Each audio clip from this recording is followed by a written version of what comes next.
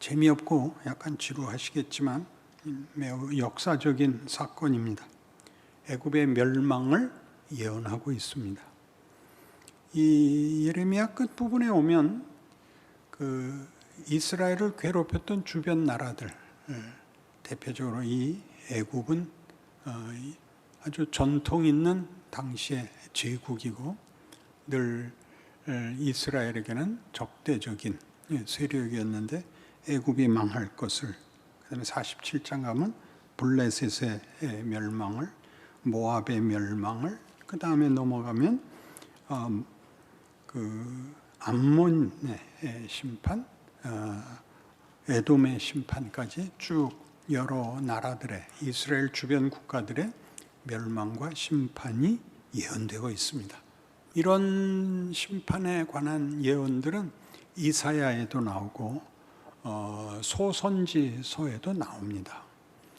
우리는 그 생각 없이 읽으면 하나님께서 결국은 이스라엘 편을 들어서 이스라엘을 괴롭게 한 나라들을 다 심판하시리라 이렇게 쉽게 읽어내곤 했습니다. 그러나 이 내용은 훨씬 그 뜻이 오묘합니다. 지금 예레미야의 주된 예언 사역은 남왕국 유다의 멸망입니다. 유다의 멸망은 유다를 없애버리는 것이 아니라 갱생시키려고 하시는 징계입니다. 그렇지요? 저들이 우상을 섬기고 여호와를 외면하는 대로 갈 수는 없습니다. 그들을 벌하여 그들이 참된 하나님의 백성이 되게 하시려고 내리는 심판 속에 연장선상에서 애굽의 심판, 블레셋의 심판, 모압의 심판, 암몬의 심판이 등장합니다. 그러니까 말하자면 이사야서에서나 오늘 우리 본문 읽은 데서도 나오듯이, 오늘 본문 26절을 보시면 내가 그들의 생명을 노리는 자의 손, 곧 바벨론의 느부갓네살 왕의 손과 그 종들의 손에 넘기리라. 그럴지라도 그 후에는 그 땅이 이전같이 사람 살 곳이 되리라. 여호와의 말씀이니라. 애굽이 느부갓네살, 바벨론에 의해서 치명적인 공격과 심판을 받을 것이지만, 그러나 결국은 회복되어 사람 살 곳이 되리라 라고 얘기를 함으로써 우리에게 어떤 이해를 돕느냐 하면, 이 심판이 주어지는 것은 없애버리는, 망하라는 뜻이 아니라 그들에게도 돌이킬 기회와 역사를 허락하셨다, 이렇게 읽히는 것입니다. 우리는 그 예수를 믿을 때부터 중생의 그 기억이 자기가 죄인인 줄 몰랐다가 죄인인 줄 알게 되는 중생의 기쁨과 통회 자복의 그 변곡점, 변환점 같은 것들이 그 이전과 이후를 이렇게 나눈 것 같이, 예수를 믿고 나면 나는 믿었고 넌 안 믿는다가 확연한 이분법으로 자기 확인의 방법이 됩니다.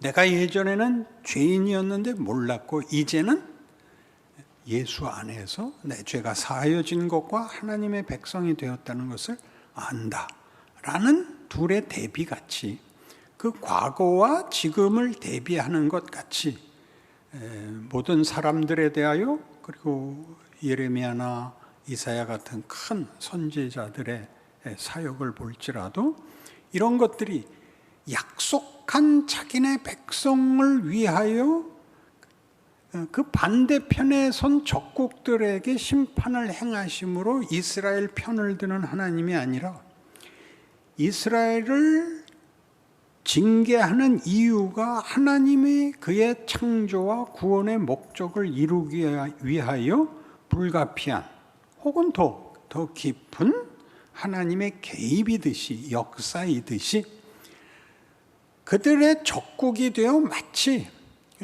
이스라엘 백성 쪽에서 보면 적국이고 하나님을 모르고 우상을 숭배한 나라들에도 하나님이 그들에게 심판을 명하는 것은 그들에게도 그들이 멸망과 헛된 것으로 끝나는 것을 막으시는 어떤 개입이 있다고 말하는 것이 예언서들의 주변국들에 대한 심판과 멸망의 예언들이 가지는 뜻입니다. 그러면 그게 우리한테는 시원하지 않죠. 우리가 하나님을 믿고 하나님도 우리 편이고 그러면 아닌 자들과 구별돼야 되고 하나님만 믿는 자들과 우상을 섬기는 자들과 구별되어야 되고, 그러니까 우리가 구원받으면 구원받지 못하는 자들이 있고 내가 승리하면 대신에 실패하고 패배하는 자가 있어야 되는 식의 이분법은 사실은 성경에서 그렇게 얘기하지 않는다는 사실입니다. 로마서 9장으로 가보겠습니다. 로마서 9장 신약성경 250페이지쯤 있습니다. 이제 바울이 이스라엘의 실패와 그로 말미암는 이방의 구원을 논하면서 이스라엘 백성들에게 이런 얘기를 합니다. 로마서 9장 7절. 또한 아브라함의 씨가 다 그의 자녀가 아니라 오직 이삭으로부터 난 자라야 네 씨라 불리리라 하셨으니 곧 육신의 자녀가 하나님의 자녀가 아니요 오직 약속의 자녀가 씨로 여기심을 받느니라. 약속의 말씀은 이것이니 명년 이때 내가 이르리니 사라에게 아들이 있으리라 하심이라. 그뿐 아니라 또한 리브가가 우리 조상 이삭 한 사람으로 말미암아 임신하였는데 그 자식들이 아직 나지도 아니하고 무슨 선이나 악을 행하지 아니한 때 택하심을 따라두는 하나님의 뜻이 행위로 말미암지 않고 오직 부르시는 이로 말미암아 서게 하려 하사 리브가에게 이르시되 큰 자가 어린 자를 섬기리라 하셨나니 기록된 바 내가 야곱은 사랑하고 에서는 미워하였다 하심과 같으니라.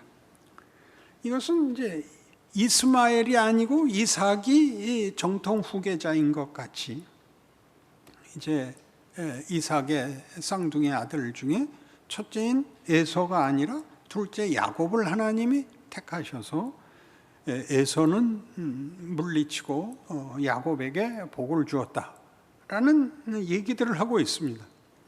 그러니까 이 얘기를 읽으면 맨 처음 우리의 이해는 하나님께서 하갈에게서 난 이스마엘이 아니라 사라에게서 난 아들 이삭에게 또 그리고 그 후손에게도 에서와 야곱 중에 하나님이 택정한 자를 통해서 그래서 택함을 받으면 택함을 받지 못한 자와 이렇게 구별되는 이분법을 계속 사용하고 있는 것 같이 보입니다. 그러나 여기에 초점은 누구는 버렸고 누구는 택했다라는 얘기를 하려는 데 있지 않고 그들이 무슨 선악을 행하기 전에 하나님이 목적과 계획과 의지를 가지고 인류사를 역사를 하나님이 주장하고 계신다, 일하고 계신다를 얘기하려는 것입니다. 그래서 어디로 이어지느냐 하면 14절 그런즉 우리가 무슨 말을 하리요 하나님께 불의가 있느냐 그럴 수 없느니라. 모세에게 이르시되 내가 긍휼히 여길 자를 긍휼히 여기고 불쌍히 여길 자를 불쌍히 여기리라 하셨으니 그런즉 원하는 자로 말미암음도 아니요 다른 박질하는 자로 말미암음도 아니요 오직 긍휼히 여기시는 하나님으로 말미암음이니라. 성경이 바로에게 이르시되 내가 이 일을 위해 너를 세웠으니 곧 너로 말미암아 내 능력을 보이고 내 이름이 온 땅에 전파되게 하려 함이라 하셨으니 그런즉 하나님께서 하고자 하시는 자를 긍휼히 여기시고 하고자 하시는 자를 완악하게 하시느니라. 그래서 모세와 이제 바로의 대비를 보이고 있습니다. 바로는 회개하지 못하게 하셨다. 성경적 표현으로 하자면 바로가 완악해졌다기보다 하나님이 회개하려는 마음을 언제나 붙잡아서 더 완악하게 해서 악욕을 계속하게 하셨다. 하나님이 긍휼히 여길 자는 긍휼히 여기고 완악하게 만들어지는 자는 더 완악하게 하나님이 하셨다. 그러면 당장 이 질문이 나오죠. 19절입니다. 혹 네가 내게 말하기를 그러면 하나님이 어찌하여 허물하시느냐 누가 그 뜻을 대적하느냐 하리니 그럼 우리 책임이 아니고 하나님 맘대로 해놓고서 왜 우리 보고 잘못했다 그러세요?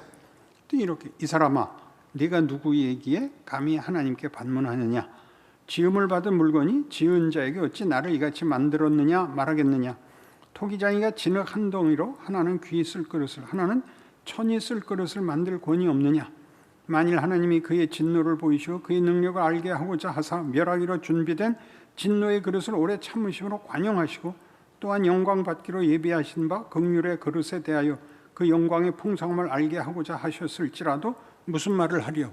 여긴 이런 얘기예요.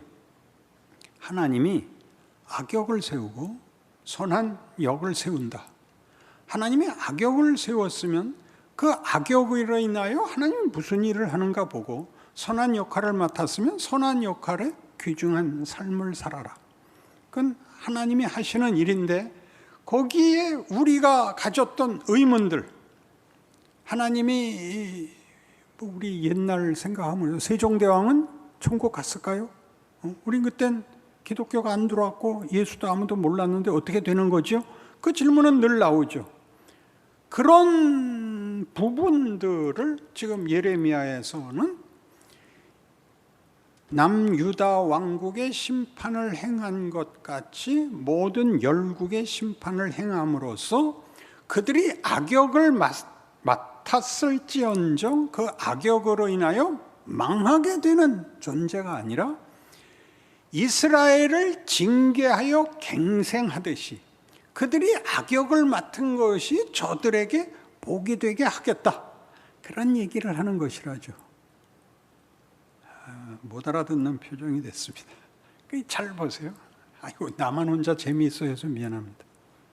요셉이 총리가 되죠. 형들에게 미움을 사서 형들이 죽이려고 하다가 뭐 죽일 필요 있냐 팔아먹자. 팔아서 가서 고생하고 노예 노릇하고 고생하고 그 다음에 무고를 당해서 감옥에 들어가서 고생을 합니다.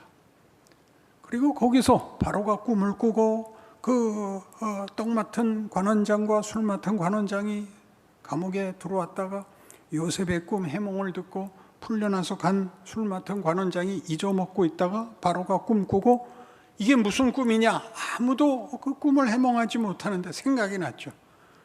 감옥 속에 특별한 죄수가 하나 있습니다. 나와서 풀었죠. 그래서 애굽을 살리고 온 세계를 살리죠. 누가 와요? 형들이 쌀 사러 왔죠. 형들이 무릎 꿇는 거 보고 무슨 생각이 났다고요? 그때 꾸었던 꿈, 그때는 뭔지 몰랐던 꿈. 형들이 벤 볕단이 내 볕단에게 절합디다. 그게 그때는 무슨 뜻인지 몰라서 자기 꿈이 재밌어서 얘기했다 미움만 샀던 그 꿈이 이렇게 이루어졌죠. 총리가 되기 위하여 최고의 과정을 거친 게 아니라 최악의 과정으로 갔으며 그가 최악으로 가는 과정의 최고의 악당은 형들이었던 것입니다. 그 형들이 구원을 받죠. 지가 말하자면 죽인 동생으로 인하여 구원을 받죠. 그들이 죽인 것이 절대 될 수 없는 총리 자리에 가서 앉게 만들죠. 이런 얘기들을 왜 성경이 하는가요? 이 세상에 일어나는 어떤 일도 하나님의 뜻을 거스르고 목적을 변경시킬 수 없다. 그럼 이렇게 눈물 흘리고 한숨 쉬어야 하는 일들이 이렇게 많습니까? 그게 최고의 과정이다. 그렇게 얘기하는 거죠. 우린 그게 싫다는 거죠. 서양에서 최고의 이상향을 유토피아라고 합니다. 유토피아란 없는 나라라는 뜻이랍니다. 원래 뜻이. 근데 상상을 하죠. 그래서 상상하는 나라가 뭐냐면 일 안 해도 되고 고민 안 해도 되는 세상이라는 거죠. 그럼 어떻게 된다고요? 사람이 생각을 안 하면, 사람이 고민을 안 하면 그럼 뭐가 될 것 같습니까? 소만도 못하고 돼지만도 못하고 개만도 못할 것 아닙니까? 생각을 해보십시오. 돼지는 먹을 거나 있지. 우린 뭐에 쓸 겁니까? 우리가 생각을 하고 우리가 결정을 하고 책임을 지고 울고 불고 하는 것들은 도대체 우리가 어떤 지위, 어떤 신분이기에 그런 것들이 허락되어 있느냐 말이죠. 유토피아에 대해서 이렇게 비평을 합니다. 그 나라는 살 곳이 못 된다. 왜냐하면 자유가 없고 개성이 없는 곳은 인간이 살 수가 없다. 여러분이 당하는 지금 코로나도 마찬가지입니다. 어떤 일도 하나님의 뜻을 거스르거나 방해하거나 타협시킬 수 없다. 그것이 우리가 기독교 예수를 믿는다는 말입니다. 예수는 딱 그렇죠. 요셉의 형들이 요셉을 죽인 것 같이 우리가 죽여서 그를 무덤에 보내서 무덤을 뒤집어 부활을 만든 것이 예수입니다. 그게 우리 십자가입니다. 십자가는 사실은 빨간색이어야 맞습니다. 피 흘린 십자가. 우리가 죽인 그게 예수 믿는 사람들에게 최고의 상징 아닙니까? 이게 자꾸 변해서 금목걸이가 됐죠. 집에 가서 빨간 볼펜으로 다시 칠해 놓으십시오.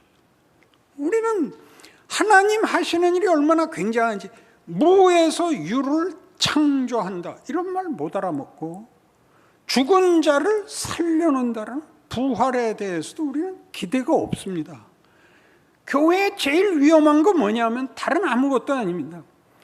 기적과 하나님의 권능과 약속들이 쇠퇴하고 우리가 아는 질서, 우리가 아는 기대, 우리가 아는 수단으로 교회가 방법론을, 목적을 구하게 되는 것이 최고의 잘못입니다.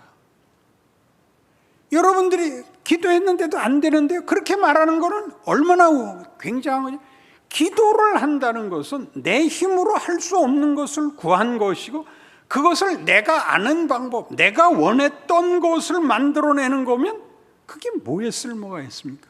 우리가 몰랐던 것, 상상할 수 없었던 걸 만들죠. 그게 뭡니까?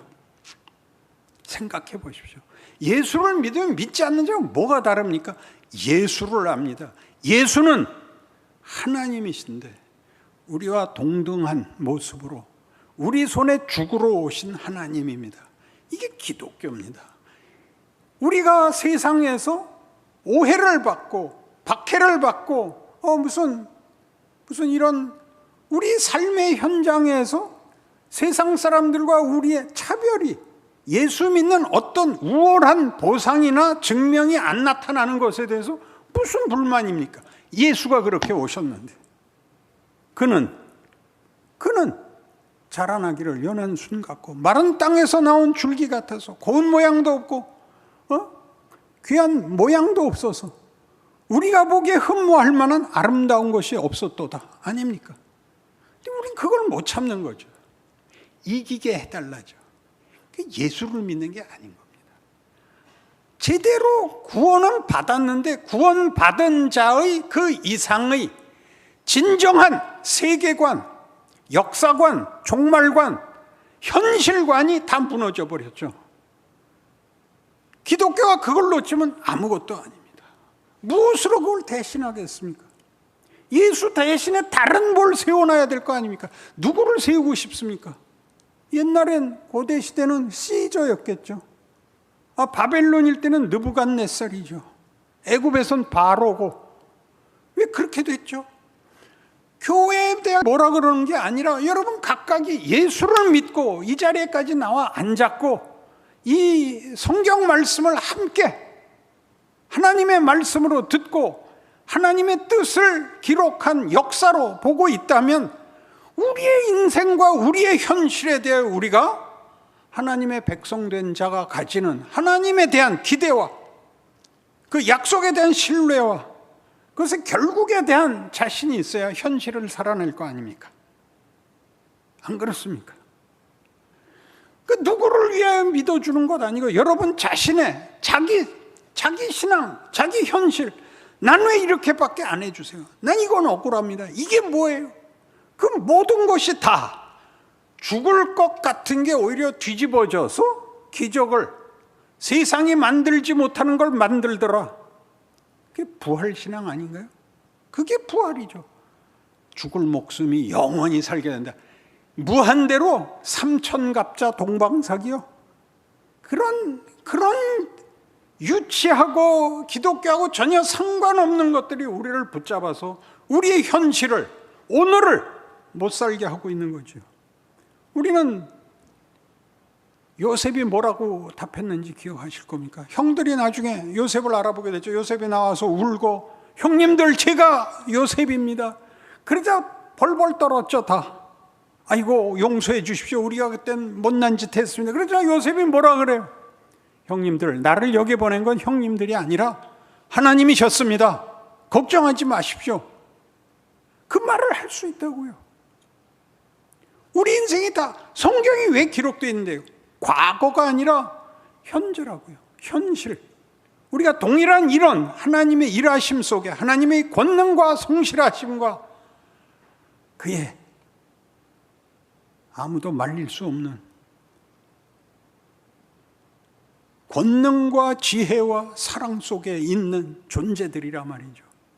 그래서 우리는 그 유명한 이사야 53장에 이런 말씀들, 그가 찔림은 우리의 허물을 인함이요 그가 상함은 우리의 죄악을 인함이라. 그가 징계를 받음으로 우리가 평화를 누리고 그가 채찍에 맞음으로 우리가 나음을 받았도답니다. 유다가 두들겨 맞고 그들을 두들기는 데 쓰인 자들이 아까 얘기한 요셉의 형들이 요셉으로 인하여 복을 받는 것 같고, 두들겨 맞아서 망한 것 같은 유다는 요셉같이 총리가 되고, 하는 식의 인생 속에 어느 인생 하나 하나님의 뜻과 목적과 창조주와 심판주로서 하나님의 권능과 지혜와 영광을 선언하는 하나님의 약속들 속에 도망갈 것이나 다른 것으로 대체할 것이 있냐 말이죠.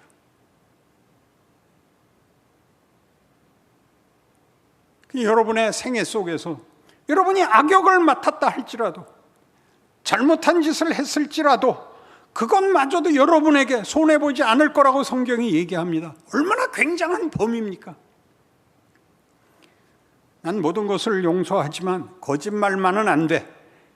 이건 안 됩니다. 모든 잘못 중에 제일 많이 하는 잘못이 거짓말입니다. 뭘 하나 남겨놓으면 안 됩니다, 여러분. 이것만은 안 돼. 이 잘못만은 안 해야 돼.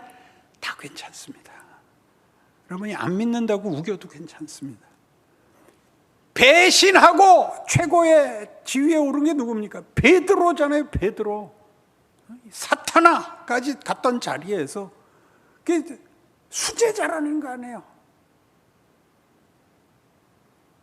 여러분의 인생 속에 여러분이 언제나 잘할 수 있다고, 잘해야 된다고 그렇게 얘기할 마음 없습니다.